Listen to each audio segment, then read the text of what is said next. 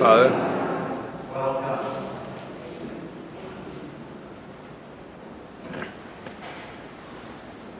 I learned a new song for tonight.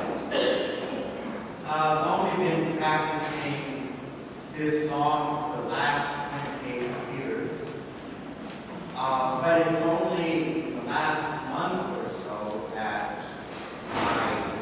I really started to sing it, and as Monsignor can testify, also hum it. It is "Let all mortal flesh keep silence." Those of you who are 60-something, 60 plus, you might recognize it. It is a song about the Eucharist and to the Eucharist, in praise of the presence of Christ in the Eucharist. So I thought I would sing you 2 verses to begin tonight's talk, Lent mission, and then again I will sing the last 2, okay? So if you recognize it, then by all means sing along. If you would like to bow your head and close your eyes, I'll wake you up after.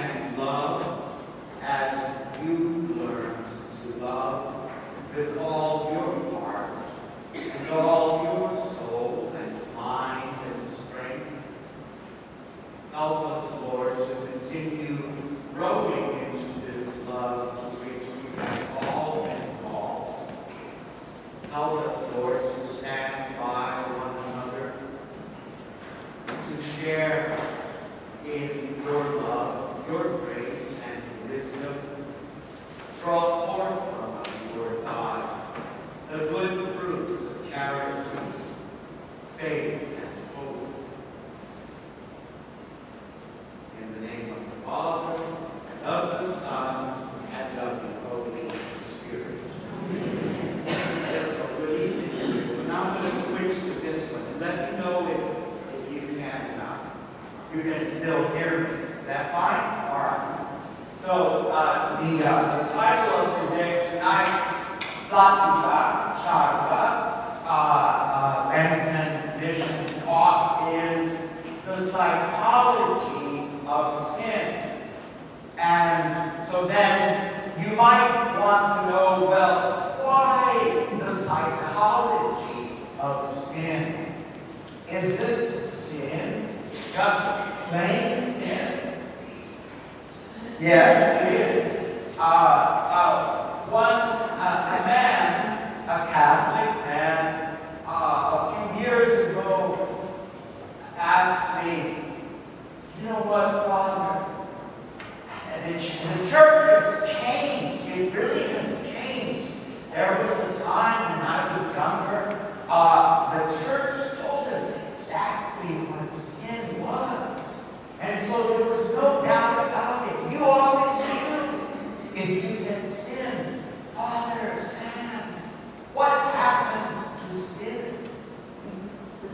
And I said, well, you just take a good look around. It hasn't gone anywhere.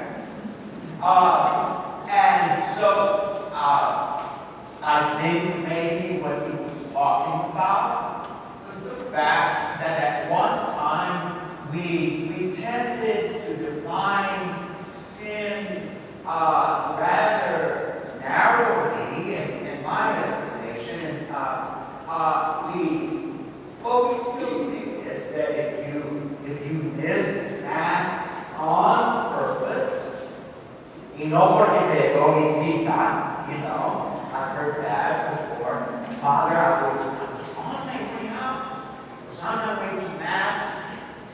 Y el compadre y la comadre, pues, llega, my friends had showed up. And Father, I couldn't leave them there. They were starving. And we had to feed them. They were sick.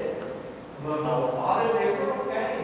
But they came all the way from Monterrey. Well, bring them more. So it's not that sin has changed. But after 28 years of hearing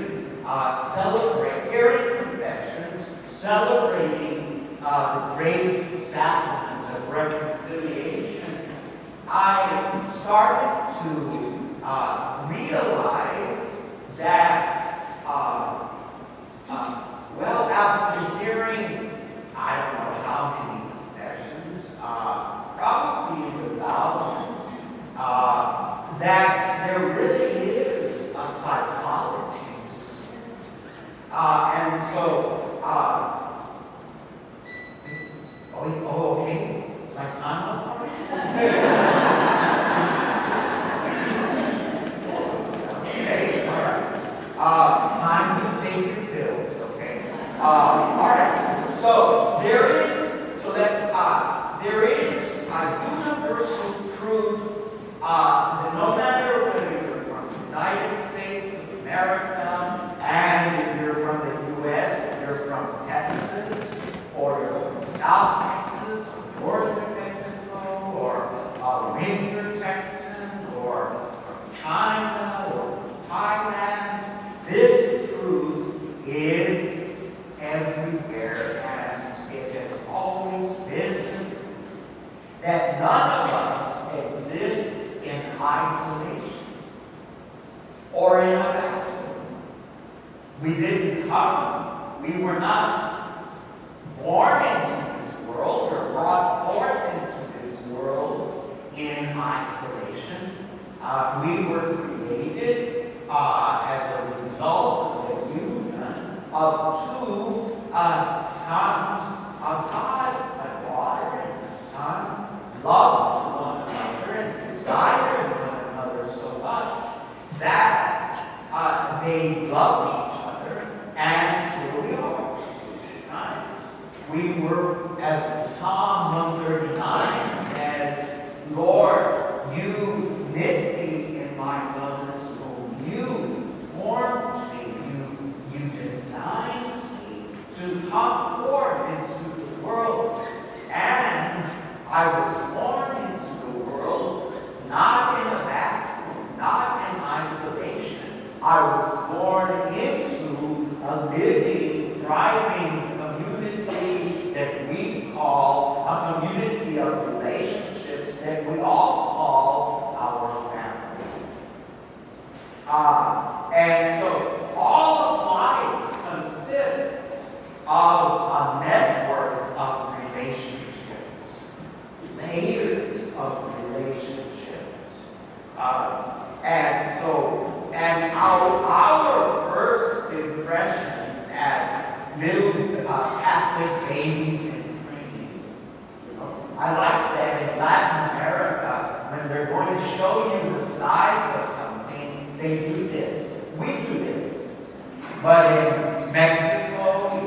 same point that God, they go like this part right here.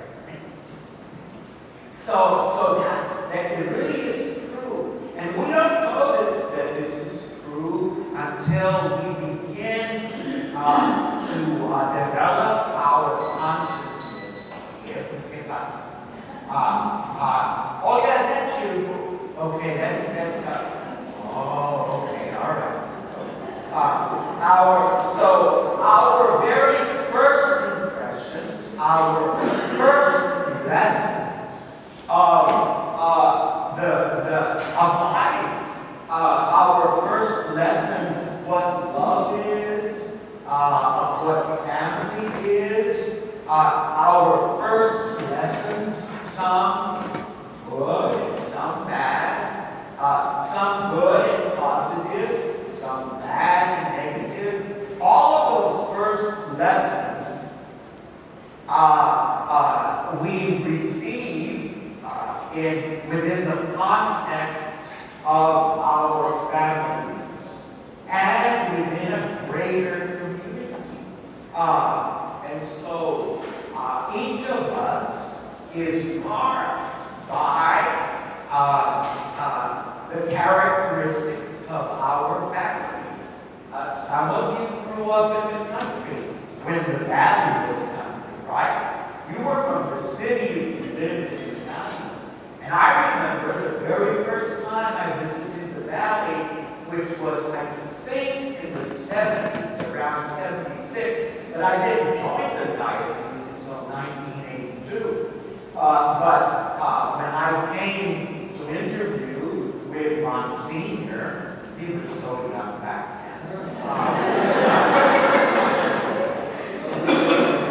We were very young back then. We were. I was 39, and no, I was 29, I think, and he was just a tad more than that. I remember that I took a bus into the valley, and we got to Edinburgh, and we came down 10th Street, and it was all orchards. Remember that? And that wasn't too long ago. So things change. And that's another universal truth about our existence, that nothing stays the same. Existence itself is impermanent. It's temporary. And that scares a lot of people. As a result of knowing that life is temporary, some people put their they put their foot on the pedal and they say, I'm going to live life as fast as I can. I'm going to grasp as much of life as I can, and I better enjoy it, and I better get everything that I can. And what happens? They create suffering in their life. And that's another lesson that you and I learned, some of us at a younger age than others, that life brings with it pain. That's true. It's true everywhere. Not that life consists only of pain, but anyone born into the world will experience some type of distress in their life. Maybe in the form of an illness,